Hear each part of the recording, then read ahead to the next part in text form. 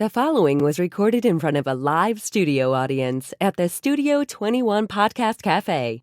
This is the United Podcast Network. The following program is closed captioned for the thinking impaired. By tomorrow, I will rule the world! You think he's gone? He's not gone. That's the whole point. He's never gone. Is this some radical new therapy? You see? Well, I must have not been paying attention when you were just talking to me. Do you think that you could repeat the question? And I listen. Welcome back, by the way. Aw, thank you. We missed you. Wow, I'm loud. I know I missed you.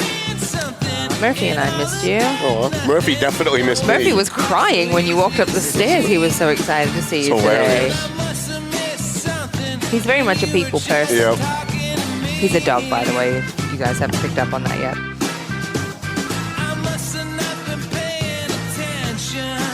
All right, we're going to... I was going to say, we're going to jump right into this. Yeah, we're going to try and jump right in because we have a lot of time today. We've got a great... All right, let's get this show on the road. Hi, how you guys doing? My name's Tom Duggan here at the Paying Attention Podcast. Hi atop Two Guys Smoke Shop at the Studio 21 Podcast Cafe. We've got a great show for you today. The election is in about, what is it, like 10 days 10 now? days, yeah. It's in 10 days. Now, you might be watching this after we've gone off live because we'll be sharing the social media afterwards. So you might even have less than 10 days. This is going to be a debate between State Representative Colleen Gary to my far left, who is a Democrat and she's a Republican. I'm sorry, a Democrat and she's an incumbent, versus George Bogue, who's sitting to my left, who is a Republican challenger. And before we start, I just want to let you guys know next week we're having a debate between State Representative candidates Joe Finn and Adrian Ramos. It was really tough to get that going. We were really expecting to have the last show before the election be about all the candidates and the ballot questions, but we got confirmation very last minute from Adrian. So next week we're going to have that debate.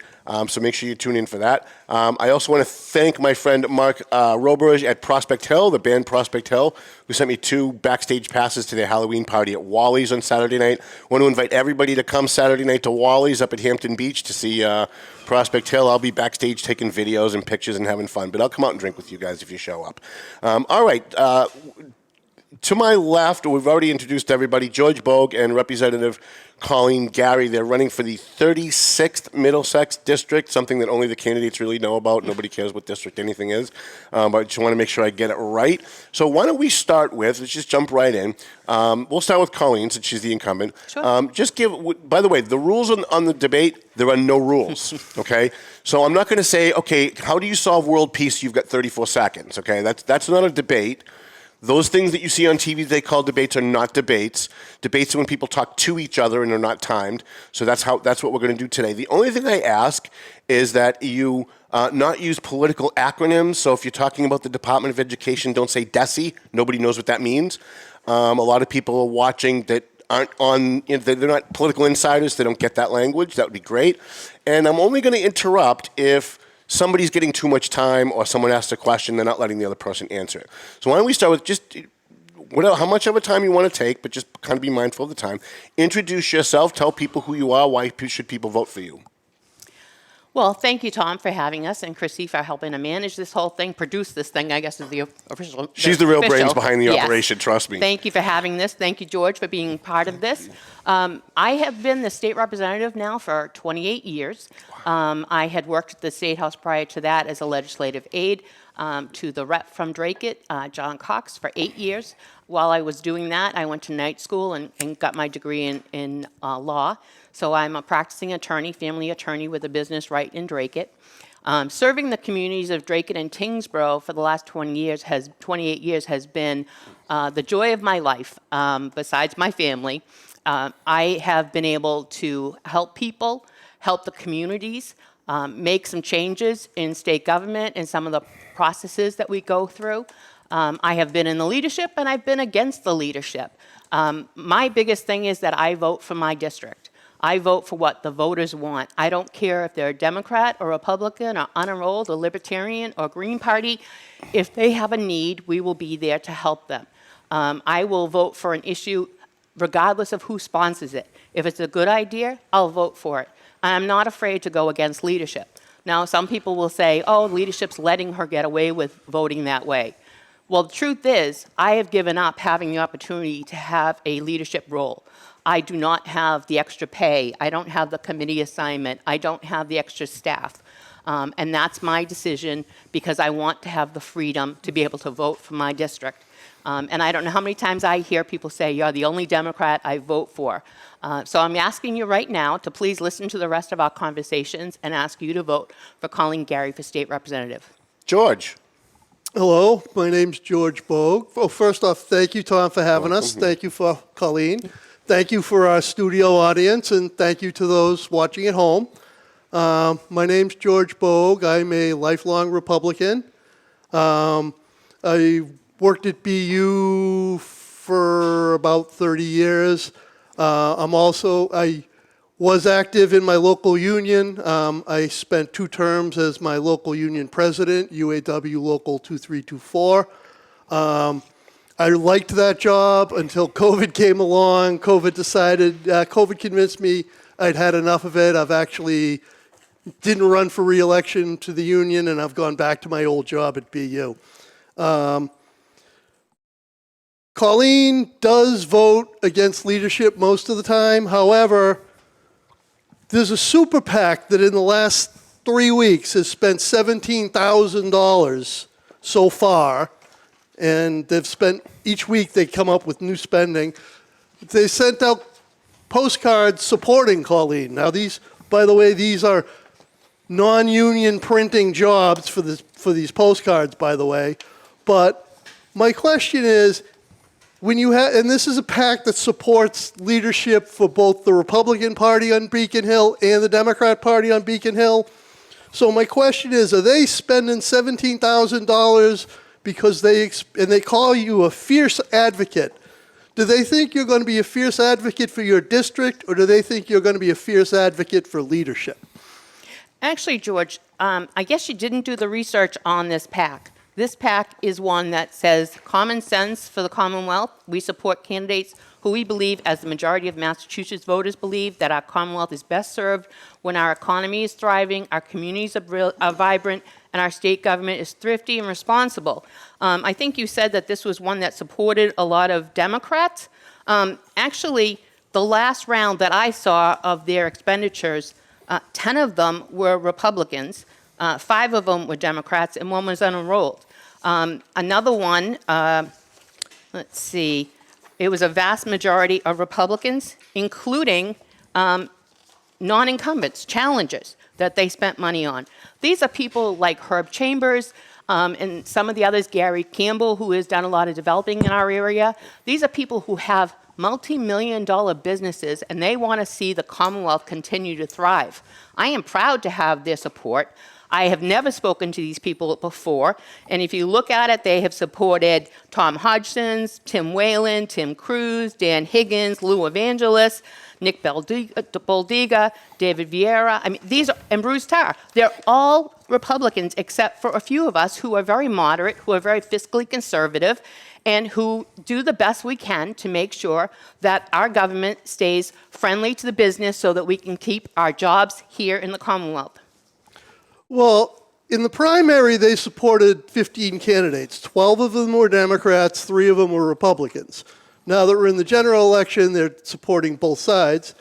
As you say, they support Bruce Tarr, the Republican minority leader in the Senate.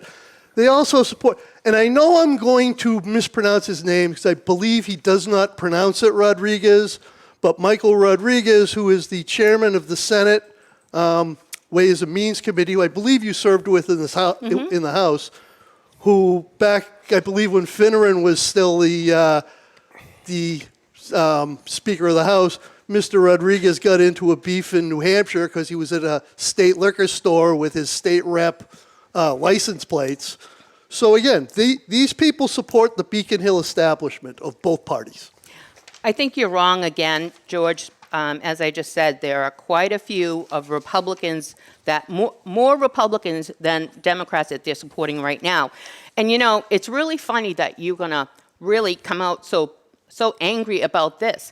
In 2014, when Mass Fiscal Alliance spent over $8,000 sending out brochures against me with things that weren't even true. Yeah, they were untrue, by the way. We fact-checked yes. those. Yeah. So these at least are just about me, and they're positive about me. There's not one hitting you. And in 2014, over $8,000 from Mass Fiscal Alliance went out against me, lying, and silence. Silence from you, silence from the Republican Town Committee. You know, it's not an issue. It's not. I wasn't running in 2014. You were available. You were in the community. You were a member of the Republican Town Committee. Where was your anger then? That another group was putting their nose into our election because you supported Kathy Richardson, who was the beneficiary of these negative ads. So let's be honest. Well, again, I ran in 2010. I ran in 2012. I wasn't running in 2014. I voted for Kathy. I wasn't out actively campaigning. I was not politically active. I wasn't even a member of the town committee. I actually took a few years off after I had run for office, and I thought I was done with politics. The last couple of years, I've gotten back into it, and I am involved now. And again, $17,000 in 3 weeks. You haven't spent any of your own money since July 8th. You've only spent $3,000 all year, and they've spent 6 times that. You know what, George? I haven't spent my own money. And that's because I have not gone crazy to put ads out against you or put any of that. Let's be honest, George. You haven't even started campaigning until 2 weeks ago. You complain on your show that we need to have a longer period of time between the primary and the general so people can get to know people. You've been the Republican nominee since you filed papers back in May. You've done nothing. Nothing. Well, I've done some door knocking. I was out gathering signatures for the petition to get the illegal alien question on the ballot. I'm actually spending my own money on my own campaign. And, you know, I work for a living. So I'm doing the best I can, but I'm working and campaigning. Did you ever have a fundraiser? I did not, because generally I had those the last 2 times I ran, and you know it ends up costing me more than I raised. But I mean, your spending all this year has been on your fundraiser. You sent out invitations and you had the fundraiser. That's the only thing you have spent money on. And I have money still to go. I could spend it tomorrow. But you don't know. But why so should you? The reality is, George, you didn't even have your campaign account correct until September 19th, I think it was. They sent you letters in June, July, August, telling you what you needed to do with your account, and you didn't do it until September. I wasn't raising money. I wasn't spending money. I've totally lost control of this debate. So that's a great opening statement by both of you. And this is okay, too, because I want this to be a debate where you guys can freely talk to each other. But I really don't think that the voters care about what PACs or who's raising money. I think the voters really care about issues that affect them. So if you don't mind, since George brought up the illegal aliens, I want to talk about something that I'm absolutely furious about. You have people like TMF who go out and serve the homeless. I want to talk about homelessness and addiction first. You have people in Lawrence like TMF who go out and service the homeless every night. There's about 150 people just in Lawrence alone. I know another 300 in the Lowell Dracut area who are homeless. And yet, while those American citizens are sleeping on the banks of the Merrimack River, the state, the governor, decided to use our state tax money to put 75 illegal alien families up in a hotel in Methuen. While they're in a warm hotel room last night, there were over 150 people on the banks of the Merrimack River in Lawrence, and another 300 in Methuen, in Lowell. As candidates, as a state representative, what will each of you do to make sure that our state tax money is going to Americans first? You want me to start? Yeah, whoever wants to go first. So, you know, I thank you for what you do for the homeless. I know you do an awful lot. The reality is we need to find out why they don't want to go to shelters. Is it because of a substance abuse issue and the shelters are dry? Is it because of a mental health issue that they're not getting addressed? I think that's really important. We've been supportive of programs. My dad was a recovering alcoholic, and thank God he was sober 30 years when he passed. But we've been supportive of programs like the Bridge Club of Greater Lowell, which during the pandemic, they were able to put all the AA and NA meetings online so people could watch from home because they couldn't go to those meetings any longer. The churches had shut down all the extracurricular activities. We have been pushing for more mental health. We've got to get to the root of the problem as to what is causing them to be able to want to live on the streets and not in the shelters where they can get assistance and get into another program. Now, we've just opened up the veterans housing in Dracut, the great program that we got millions of dollars into from the state, so that 9 families, at least 7 of them are veterans who now have apartments in Dracut. Those are the kinds of things that we have to do. But we have to make sure that those people, when they get the apartment, they can be self-sufficient. And so that's more of the programs. But CTI and some of those other programs, we have to work with them and work with the mental health and work with the substance abuse and try to get them assistance. All of that sounds great. But my question is, 75 families who are not American citizens who snuck into this country illegally are taking advantage of our state tax money, thanks to our state officials, while Americans are sleeping out in the cold. And I want to know, as state representatives, what will you do to make sure that our state tax money goes to if there was no homelessness, I would have no problem with what's going on right now. How do we put Americans first? I think it has to be an executive order that would require those agencies only spend the money on the state people, the American state, legally there folks. That's something that we need to address. It could be an amendment in a budget to try to do that. Would you favor that? I would. Okay. Just as I favor I am against the illegal drivers. I'm one of the 10 members who signed on to that ballot question, and I collected signatures for that as well. That's not a real popular idea in my Democratic circles. No, it's not. But that's who I am. And I think a lot of my issues were about the ability to drive and be able to then use that driver's license, because they refused to put anything on it that said for driving privileges only, to walk into a town clerk's office and register to vote. George? Well, I think when you look at homeless, you have to look at why are people homeless. And there's a couple of different reasons. Sometimes you have a family that hits hard times. And, you know, maybe those kind of people should be put up in a hotel for a short period, though in the past they've done that, and it tends to, be a never-ending thing once it started. But, in a short term, when you have a family that's hitting hard times, you need to work with them to get them set up on their feet. Mm-hmm. The other thing is when you're dealing with mental health and substance abuse issues. And I agree, you do a great job with the folks in Lawrence. The Bridge Club does a great job in Lowell. Give them money to, keep AA programs going. That sort of stuff is important. And that's something that, maybe the governor should put someone in charge of just coordinating all these agencies, as opposed to just, everybody's only doing their own little piece and there's no overall program. So that's something that, whether it's Maura Healey or Jeff Deal, that's kind of an executive issue that they have to deal with. But the legislature, one of the things the legislature should be doing is oversight on how these issues are being handled. Mm-hmm. And I don't think they do that. So I guess the answer is, for those at home, is that it's really something that the governor has to deal with, unless the state representatives, unless there's, I guess, maybe a majority that can override that. Right. And that's the problem, is right now we have a lot of progressive members of the legislature, and it's very difficult to get some of those things done. I would like to tell George that there is an agency. The Bureau of Substance Abuse takes care of all the substance abuse treatment programs, and the Department of Public Health and the Department of Mental Health work on coordinating all of those. But they're an abysmal failure, though. I mean, it's tough because right now we're having trouble finding employees. Mm-hmm. That's a huge problem for all of us. And I've talked to Mass High and said, where are all the people? Right. We can't find people to do anything. But, some of my concerns are the young kids who don't even want to work 40 hours a week. Right.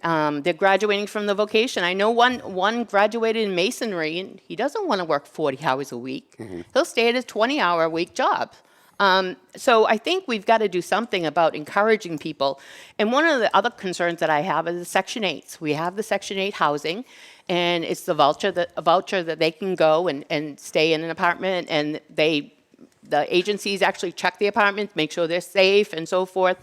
But it seems like generation after generation, if the grandmother had it, then the mother comes in and lives there for a while, and when the grandmother dies, the mother has it. We're not doing anything to encourage them to get out on their own. We're not helping them get a job and keeping the Section 8 at an affordable amount so they can save up and get the next apartment. I think we need to have a program that really moves people along and not live on welfare and Section 8 for the rest of their lives. Well, you brought up a good point when you said that the state's having a hard time getting people. Part of the reason for that is that a lot of state workers were fired for refusing to take a vaccine. What do you guys think about mandatory vaccines for state municipal workers, that kind of thing? Well, let's let George go in first. I am opposed to vaccine mandates. I mean, when the vaccine came out, I got it. I was happy to get it.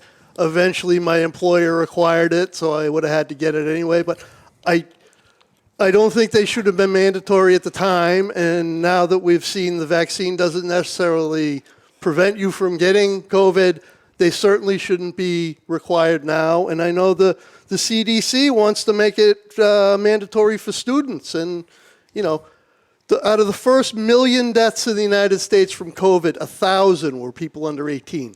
No. So there's really no reason to have these vaccine mandates in place anymore. Ms. Representative? I think it has to be what's going on in our society at the time. And, we all have 2020 vision looking backwards. But I think that we have to go with the experts. We have to take their guidance and do the best that we can. I think that if there were people working with the public, I'll be honest, we were put into remote because, let's be honest, if we were all in the House chamber, 160 of us, and somebody had it and spread it to all of us, we all go back home and shake hands and do all that. Now we've just spread it all over the Commonwealth. So I think that we have to look at it carefully. There was a bill, Andy Vargas had filed an amendment that would eliminate the medical or the religious exemptions from that. I was not in favor of that. I'm in favor of keeping the medical and the religious exemptions. But I think I can't say that I would never go along with it being mandatory for being a vaccine for schools. I don't know what the situation is going to be. We see the whole RSV virus that's going on now with children, and it is something that is spreading, and the hospitals, the pediatric hospitals, are filled to capacity. We don't know. I was a biology major. That's what my bachelor's is in. Each variant can be so different, and we have seen that it's been different. And if there's a situation where children are dying because of this, and a vaccine's going to prevent them from being as sick that they're going to die, then it is a positive thing. But I think that just as parents who don't want it have a right to say, no, I'm not going to have my child have it, so do the parents of children who are vulnerable, and they have a right to an education too. And so are the teachers who work in those, or the other facility employees. They have a right to be safe as well. So it's not an easy question. I think that we have to look at the amount of disease that is out there at the time and how it is spreading and what variant is, and whether it is going to keep people safer to have it than not have it. George, any more on this? Children don't die from COVID. They just don't. How many variants have we had, George? How many? Each variant changes, and the reality is that the next one could wipe out all the children. You don't know. Well, that's part of this. When that happens, maybe you look at it then. But like I say, we've been into COVID for 2 years, and children still are not dying from COVID. I'm sure there are some children who have died. Again, out of the first 1 million deaths in the United States, 1,000 were under the age of 18. Okay, and how That's many? That's 1/1000th of 1%. Out of 1,000 children that died, how many were vaccinated, how many weren't? And how many were vaccinated altogether? What percentage of those children who were vaccinated died? how many of those children had comorbidities? Again, 1/1000th of 1% died. And you don't do mandatory vaccines for 1/1000. Where did you get that information? CDC. Okay. This is great. I'm loving this. Yeah. Since you brought up education, since we're talking about kids, the state has blown billions with a B over the last 20 to 30 years on education, and yet education today is at kids are getting a worse education, a lower quality of education today than we were getting before all these billions of dollars were spent. How do we improve education in Massachusetts without throwing more money at it? Because obviously throwing more money at it hasn't worked. Whoever wants in. I could start. Again, there's other issues that are affecting the classroom, mental health issues with the children in the classroom, special education requiring the child to be in the same classroom with the non-special education and maybe disrupting that, but giving them the right to be in with their classmates. My father and mother were both educators. My two sisters are educators. My brother-in-law is an educator. So certainly, and when I was running the very first time, I was a substitute teacher. So I know the classroom, and I was just in one last week. They're doing some really good things. I have to say that. They are tremendously stretched when you have someone who is a special needs student and yells out in the middle of the class or disrupts the class. It's very difficult to try to keep everybody on task. That being said, money isn't going to solve the whole problem. I think that we have requirements that have to be taught. I think part of that we have to really push a lot more is the financial ability of students to know how to balance a checkbook, to be able to save money and all of those things, because a lot of families they're not learning that at home. I think that we have a tremendous discipline problem. I do family law. I do a lot of divorce law, and families are afraid of picking sides, of the child picking sides, so they spoil them. They don't make them earn things. I'm not saying everybody, but there are a lot of kids who are just feel entitled, and I think somehow we've got to work with the parents. I've had my sisters have said, a student said, my parents are going to sue you if you make me do this homework. So I think the students and the parents of the students and the teachers have to work together on it. But I do think there are some great things going on in the community. I was just in last week when the governor signed the Mass State Dinosaur Bill, and the kids had learned about that going forward. And I was actually kind of furious when I saw that story, not to interrupt you. Yeah. With all of the problems we have in Massachusetts, that's what they're spending their time on? We're not really spending our time on that. Now, there's 8,000 bills that are going on, and that was just one that teaches the kids how a bill becomes a law. And this teacher that I went to see, she's actually gone out on expositions and helped to dig up fossils and all of that. So it's a great thing for these kids to see it firsthand. I went to the Grand Canyon in January to visit my aunt, and I said, let's go to the Grand Canyon. I've never been there. So I got up for the sunrise. It's really something for me to get up that early. But I realized while I was there that my sister's class was probably in class. And so I did a FaceTime, and they got to see the Grand Canyon live. So I think that we're trying to give the children a lot of different areas. And like I said, that's just one bill, one tiny bill that's gone through, but it teaches the kids, just like years ago, the ladybug became the state bug, because they were teaching the kids this is how a bill becomes a law. So you talk about all the money we spent on education, and first off, kids have been set back really bad by COVID. It'll take years to get that fixed, but when education reform started back in the early 90s, there was an agreement that we're going to spend the money to improve the schools. We're also going to do testing to see how well we're doing, and that's how MCAS came around. Now, there's people that don't like MCAS, and I think as a result of COVID, I think we should suspend it as a graduation requirement for a couple of years. But MCAS is important as a way to judge how each school system is doing. It's a way to compare, Lawrence with Lowell, with Andover, and even within a city like Lawrence or Lowell, you can look at how individual schools are doing. So MCAS is important, and we need to keep it. We might need to update it, might want to look at bringing a different test, but testing is important just as a way of comparing apples to apples. Do you agree with that, Representative? I do agree that we need to have it. I think especially now, we have to have it just to see how far behind our children are. The fact that I don't believe, and I have supported that it not be a graduation requirement at this point, but I think a lot of teachers don't even want it to be taken. I think we should be taking it to get an assessment of where our children are now after the pandemic. It was a really tough time.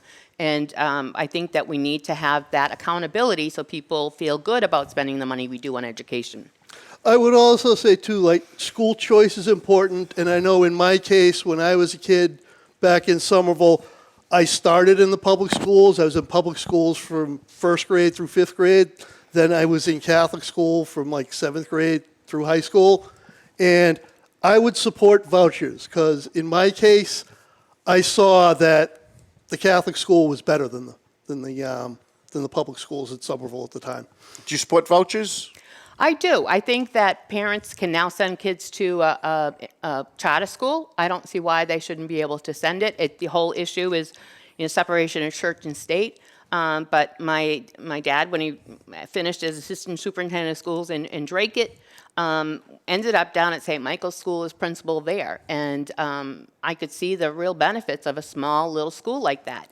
But I also see what's going on at the charter school. And I had an intern from there, a high school intern, and really amazing what's going on. But so I think that there should be a choice. We only have about 10 minutes left, and I want to squeeze this in if I can. Since we're talking about education, one of the biggest complaints about education in this country today is all the sex talk going on with young kids.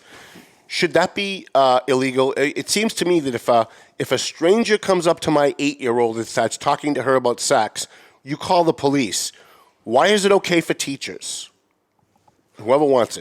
Go ahead, George. Well, again, when you get to high school, I understand you need sex ed and this and that, but yeah, it's totally inappropriate, in elementary or certainly the anything before 7th or 8th grade.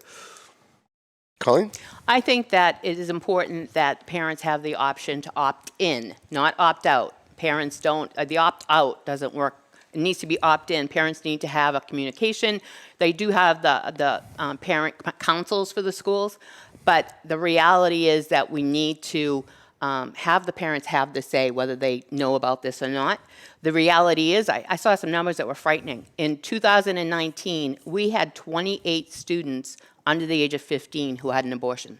Wow. 28, and 43 were 15. So do we know, because I hear this all the time, what if the parent's the one that's abusing them? They should be able to get an abortion without their parents knowing. Do we know of those? How many was that? So there were 28 that were under 15, 43 who were 15, 100 who were 16, and 169 that were 17. So are there any numbers on whether or not the parents were prosecuted in those cases? No, not that I know of any of that, no. Okay. So they say it's just in case they do it behind the parent's back, because what if it's the parent doing the assaulting, but yet we have no numbers as to whether or not the parents are actually doing the assaulting? And I've always voted in favor of keeping the judicial consent, that a student or a young person could go to a judge instead of their parents to make sure that they were mature enough to make that decision. I have also supported that we have mandatory aftercare for these kids. Obviously, if they're under 15 and they're getting pregnant, there's something going on that we need to be able to help those students. I think it's really important that we need to get parents more involved. The ones who have the troubled kids aren't involved in the schools. The ones who are very involved in the schools don't have those problems. They get insulted when we say we got to get the parents involved in it. But I'm not sure how we do that. I don't know how we accept that, try to do better communication with the parents and say, this is what we're thinking of teaching. What do you think? And only have the student go into that class if the parents agree in writing that they want them in there. George? I don't know the answer to this, and I guess I'll ask you. Abortion providers, are they mandatory reporters? Well, if they're nurses, they should be. Nurses and doctors are mandatory reporters. So I guess my question is, if you become a state representative, if it's not a mandatory report, shouldn't abortion providers be mandatory reporters? That's a great question. what I've learned over the years, and I'm pro-life, I've fought many battles to try to get abortion clinics to actually have an inspection. Right now, they do not have inspections. We inspect nail salons and hair salons, but we don't inspect abortion clinics. We don't require that the woman sign the consent in front of the provider. They can sign it at home and bring it in with them. We don't require that the woman be alone with the doctor for even 10 minutes to make sure they're not being trafficked, and the trafficker is standing with them the whole time. If we were any kind of requirement that we could put on an abortion clinic, they turn around and say, no, you're violating their right to have it. No, I think we should make sure the women who have to go through this or choose to go through this, that it's a safe situation for them. And we've heard over and over about girls being trafficked, and the idea that we're not giving that opportunity to say to the doctor, listen, I don't want this, and I want to get out of here, and get her out the back door. Mm-hmm. Why are we not doing that? We had a young woman who died in her early 20s down the Cape of an abortion. The person helping the doctor didn't even know CPR. The hallway wasn't even big enough for the gurney to go down from the ambulance. But they're saying that would be a restriction on abortion if we made them have to have a hallway big enough for a gurney. Wow. So I think that if we really were to start to go after the nurses and so forth, I think they would say that's another attack on abortion. But legally, I don't think that there's any exception for that. So if a child has been molested and she goes there and she is getting the abortion because she was molested, then I think the nurse would be required to mandate that, to disclose that. The other thing, they always say, the poor woman who, she got raped or so forth. And I do. I feel badly about that. But the numbers I found on repeat abortions was also very moving. The numbers who have had 3 or more abortions. And of course, I can't find it right now, but it was numerous. And, to say that, this is something that was unplanned and they, just had to do it because they were raped, I don't see to what you say, I don't see the charges of rape on so many people I think it was 18,000 abortions in Massachusetts in 2019. I haven't seen a big wave of rape charges going on. Right. Well, that was my point. George, while she's looking on this issue? On which, abortion? Yeah. Well, I mean, I don't consider myself pro-life because I don't want to ban all abortions, but I certainly don't like what Massachusetts is doing. I think they've now dropped the age to 15 that you can get an abortion without your parents' consent. I oppose that. I also would be okay with something like a ban after the first trimester. I know New Hampshire, where you have Sununu, who considers himself pro-choice, he signed, I think it was 26 weeks. And the whole notion, which I find in Massachusetts, seems to be abortion up until the moment of birth, and I'm certainly against that. Mm-hmm. All right, we've only got about 2 or 3 minutes left, so why don't each of you make your final pitch. This could be the last time people see or hear from either one of you before they actually cast a vote. So since Colleen went first, we'll let George go last. Colleen, why don't you, Representative Gary, why don't you go first? Thank you. Thanks again, Tom and Chrissy and George. As I said, I've been the state representative now for 28 years. I still am just as excited about my job serving you and your families and our communities in the legislature. I represent you. I don't represent the Democratic Party, the Republican Party, or any other party. I'm not someone that will be writing things about Democrats or all for your money or Republicans are this. And, this needs to be a bipartisan, and I am the most bipartisan member of the House of Representatives. I cross party lines all the time. If you actually looked at how many times I've been with the Republican Party on issues, it's because I represent you. I don't represent the party. I'm not running to try to build the Democratic Party or the Republican Party. I'm running to be your voice on Beacon Hill. I believe I have been. 28 years ago, I asked you to trust me that I would listen, that I would care about your concerns, and I would do my best to help you with those concerns. And I think I have. I think my staff has done a tremendous job during COVID. We had over 300 people who called us for help with unemployment.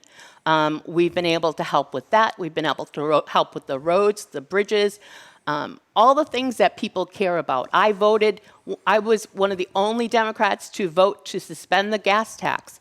I have joined with the Republicans on a lot of the tax reforms.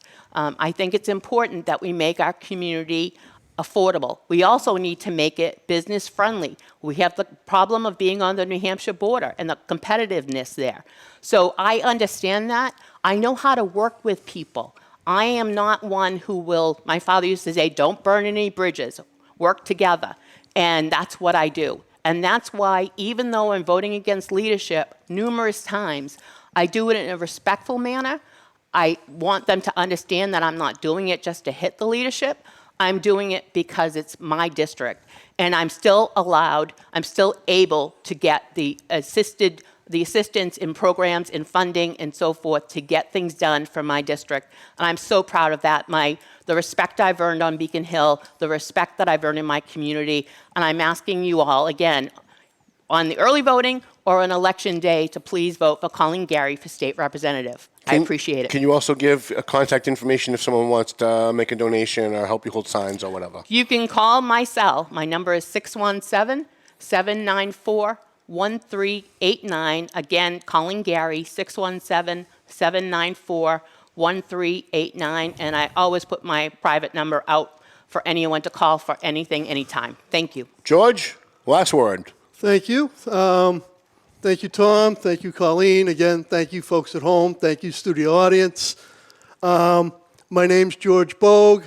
I'm running for state rep. I'm a conservative, lifelong Republican. I want to go to Beacon Hill. I don't like the leadership on Beacon Hill, either the Republican or the Democratic leadership. I know Brad Jones, the Republican minority leader, has been minority leader for 20 years, and I just think about, imagine being the Red Sox manager and finishing last 20 years in a row and still being the manager. I think it's time for a change on that. You look at the way Beacon Hill runs, they illegally overtaxed us by $3 billion last year, and I would not be surprised that after the election, they go into special session and try to keep that money and not give it back. I'm a lifelong Republican. I've also been involved in labor issues. When I lived in Somerville, I was involved in affordable housing issues. So even though I'm a very conservative person on things like taxes, I'm not pigeonholed. I grew up in a city. I know public transportation is important. I know labor issues are important. Affordable housing is important. As far as contact info, my website is vote for Bogue, VOTE, the number 4, BOAG.com. Since we're doing cell phone numbers, my cell phone is 978-973-7132, 978-973-7132. I respectfully ask for your vote, either in early voting, mail-in ballot, or, as I generally tend to do, in person on Election Day. Thank you. Thank you. State Representative Colleen Gary from Dracut, representing Dracut and Tyngsboro. George Bogue, the challenger. Appreciate both of you being here. You can roll up, Mel. Thank you, Chrissy, for producing this fine discussion this afternoon. I want to thank our sponsors, which I neglected at the beginning of the show. I want to thank JG's Ice Cream, which I'm actually going to stop and get myself a strawberry frap on my way over to Borelli's Deli, which is one of our other sponsors. And I don't know if either one of you have been to Borelli's Deli, but great hot sausages, butternut squash ravioli there is amazing, pretty amazing too. Also want to thank Lazy River Product in Dracut, which in your hometown, right? Hopefully both of you are consuming some of their product and relaxing a little bit. McLennan Real Estate, EIS Investigation, Marson and Son Construction. Who did we leave out? A free shout out to Clear Path for Veterans New England, Tomo and Shaken Seafood, and our buddy Dave Consoli, and that's what you have to say, his name is Dave Consoli, at Pleasant Valley Landscaping. He's looking for workers. He's also got some job openings too. So we'll see you guys next week at the same time, 2 o'clock on Thursday, for Joe Finn and Adrian Ramos. Sounds like Melvin Taylor says we got to go home, so go home already. Good job, my friend. The views and opinions expressed by the hosts, guests, or callers of this program do not necessarily reflect the opinions of the Studio 21 Podcast Cafe, the United Podcast Network, its partners, or affiliates.